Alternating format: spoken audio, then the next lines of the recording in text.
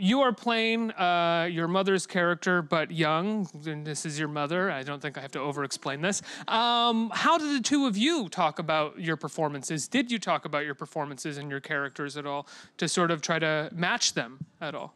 Oh, of course. No, this role was hugely a collaborative effort. It was a lot of time around a table discussing every possible detail of what makes Joan Castleman Joan. And obviously, how life experiences has affected her as life goes on.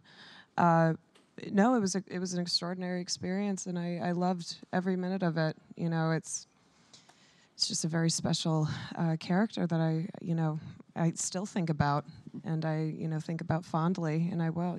It's hugely personal experience for us, and it's so wonderful, being here and discussing this character.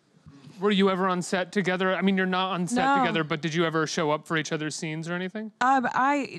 We actually shot it in sequence. So it was myself and Harry Lloyd for the first 2 weeks, I believe. And then right after we wrapped, everybody else came to set. So we missed the party, unfortunately. I wouldn't necessarily say that.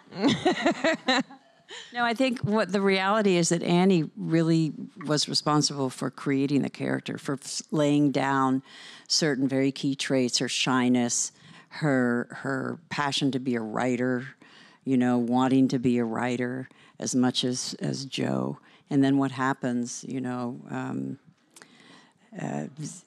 compromises, you could say certain sacrifices.